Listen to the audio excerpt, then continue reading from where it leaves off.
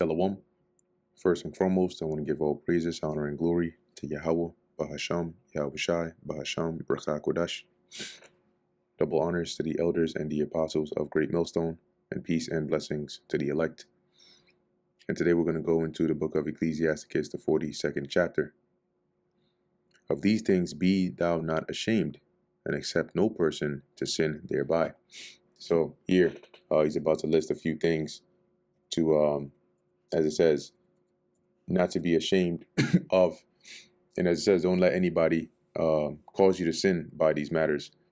Now, let me just load this up here on my end, on my other screen real quick.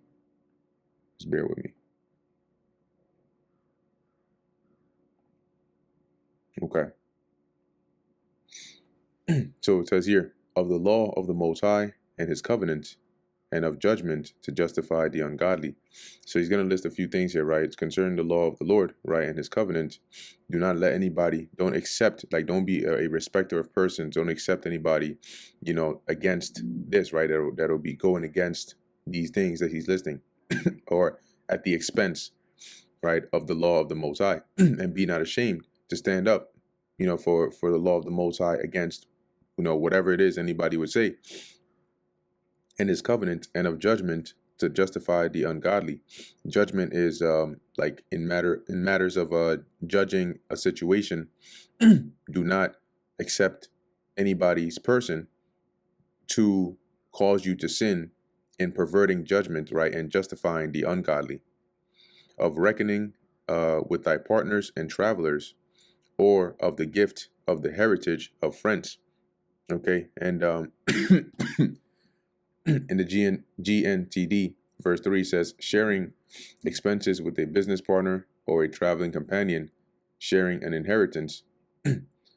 Verse 4 says, of exactness of balance and weights, or of getting much or little, right? Of exactness of balance of weights, basically using accurate measurements, right? This is dealing with actual, like merchandise buying and selling. Because in the ancient world, when you went to buy certain products, they would weigh it out, right, with weights.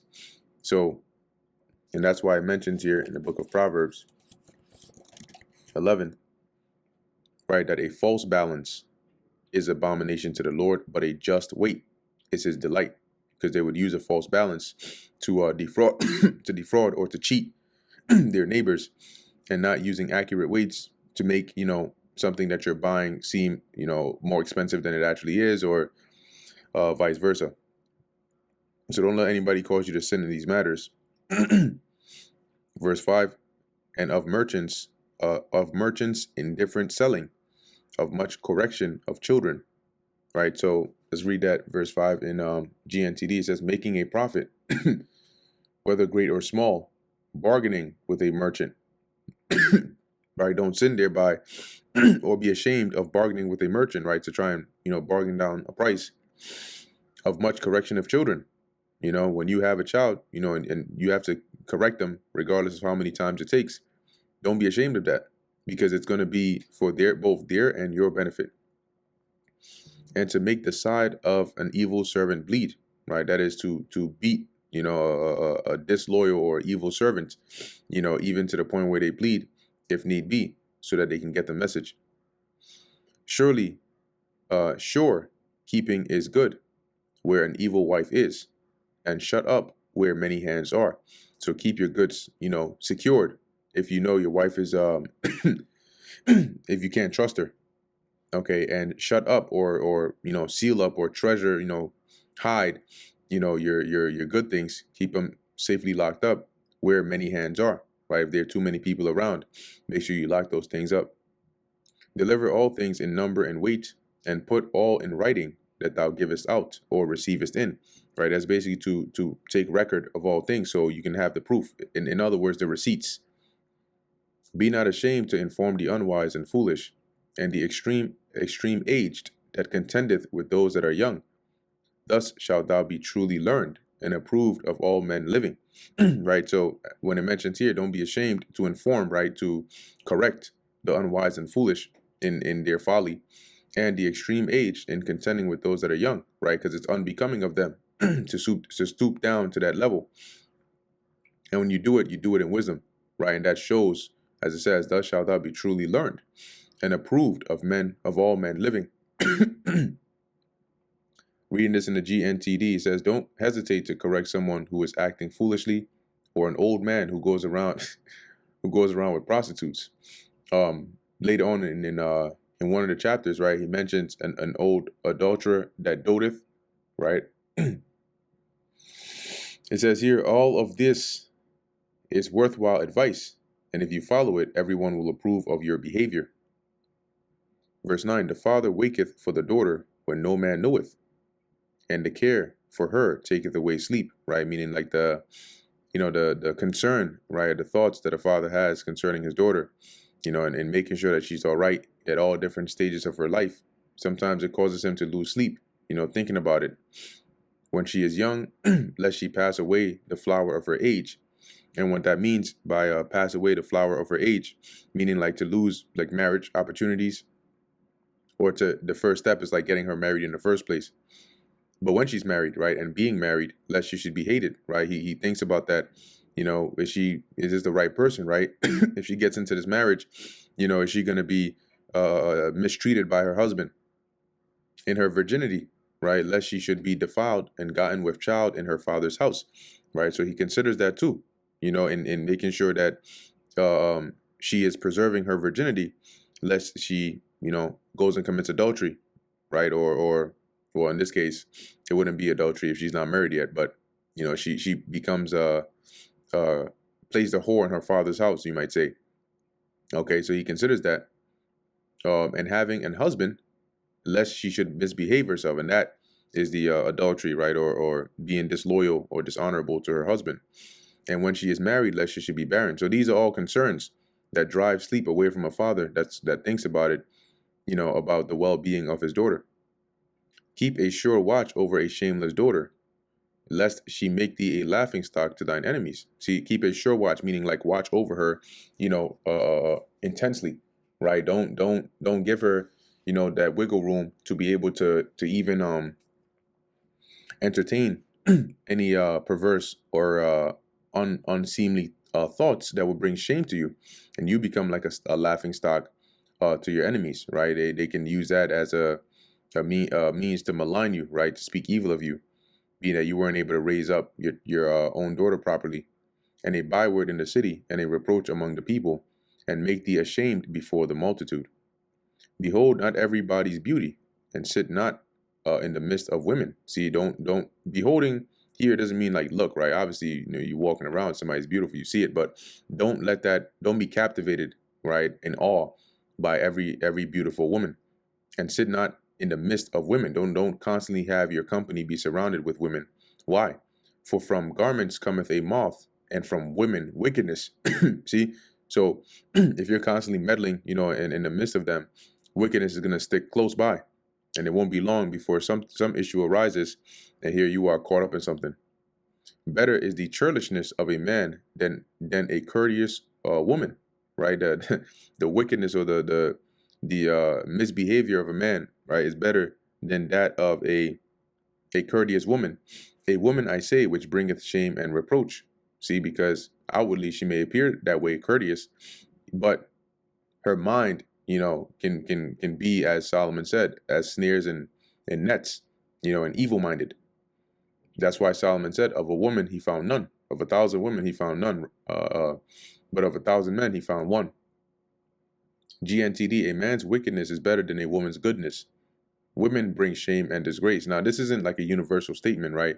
Regardless of what a woman does, she's just this, but it's saying like compared to a wicked woman, right? A man's wickedness is better off than that of a woman, because she'll go to the fullest extent without any bounds, because she's driven by her emotions more so than she is with logic. Verse 15, I will now remember the works of the Lord and declare the things that I have seen. In the words of the Lord are his works.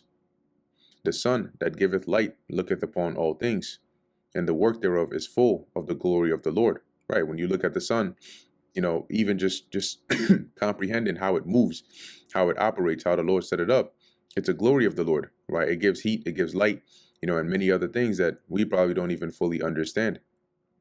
The Lord hath not given power to the saints to declare all his marvelous works, which the Almighty Lord firmly settled, that whosoever is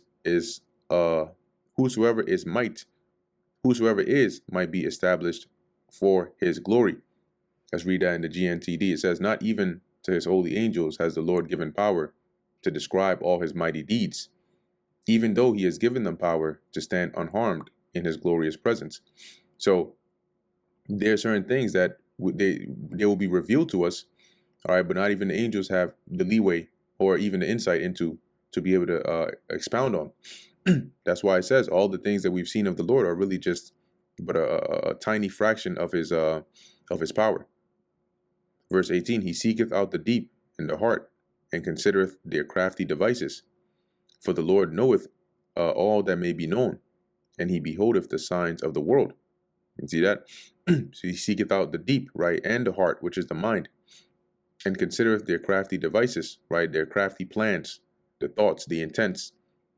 For the Lord knoweth all that may be known. There's nothing that is hid from the Lord. And he beholdeth the signs of the world, because he's ultimately the author of it, right? He declareth the things that are past and for to come, and revealeth the steps of hidden things, right? So any hidden, secrets the Lord brings to light. He declares the end from the beginning, as the scriptures say. And anything that's past, right? It says the Lord, God requireth that which is past. So whether past, present, future, nothing is hid from the Lord. No thought escapeth him, neither any word is hidden from him. And that's why the scriptures say that even a foolish thought is sin. So you gotta, and David always mentioned, right? Let the thoughts of my heart and the meditations of my heart be acceptable in thy sight, O Lord, my God and my Redeemer, roughly paraphrasing. He hath garnished the excellent works of his wisdom, and he is from everlasting to everlasting. Unto him may nothing be added. See, you can't add anything to the Lord, right? And let's look at that word garnished here. Garnished. To decorate or embellish, right? To adorn. So putting it in context, right? He has decorated the excellency or the excellent works of his wisdom, which you see all around you. And he is from everlasting to everlasting, right? The Ancient of Days. There is no beginning of the Lord. There is no end. Unto him may nothing be added. You can't add anything. There's nothing where you can say, oh, the Lord is lacking over here. He created you. Who are you to add? Neither can he be diminished, and he hath no need of any counselor.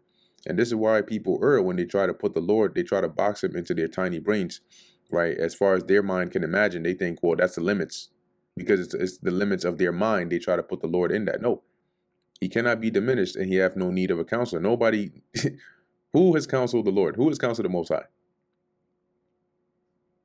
Oh, how desirable are all his works, and that a man may see even to a spark.